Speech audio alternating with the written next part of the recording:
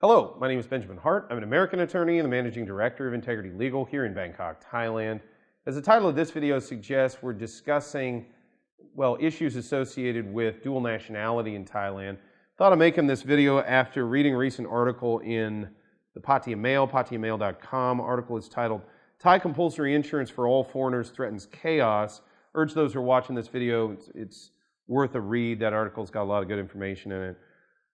Quoting directly, other implementation hazards are that airlines would have to decide who is a foreigner and who is not. What they're talking about here is the possibility of mandatory insurance coming online for foreign nationals coming into Thailand. Quoting further, presumably a dual national, many are children, booking a ticket would be charged if showing a foreign passport, yet escape with a Thai one. The details of handling passengers arriving by sea are still unknown, even as cruise ships and private yachts become common sight in the waters of Pattaya and Phuket.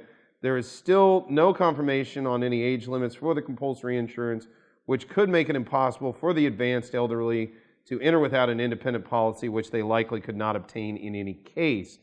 Yeah, with respect to insurance for elderly folks, I think we're probably going to see some further clarification on that.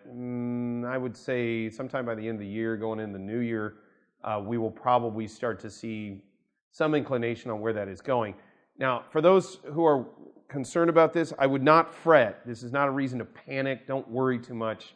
I do think ultimately some kind of reasonable scheme is going to be brought out.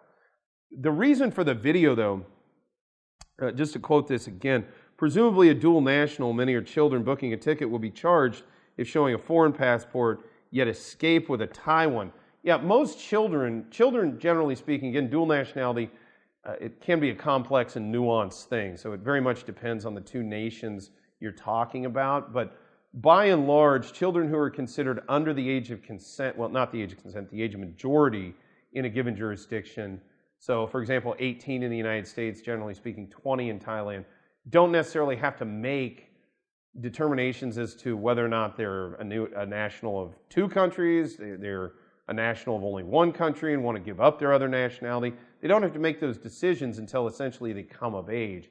So generally speaking, where you see children born in Thailand, you oftentimes will see them operate with two passports simultaneously. There's none of this notion of, well, I'm leaving on this and coming. No, generally speaking, when I've dealt with children who have dual nationality, it's noted on their flight itinerary and things that they're Thai and whatever else. They're Thai and Canadian or whatever it may be, Thai American, whatever it may be. That child still hasn't had to choose their nationality if they ever need to, depending on the circumstances of their situation.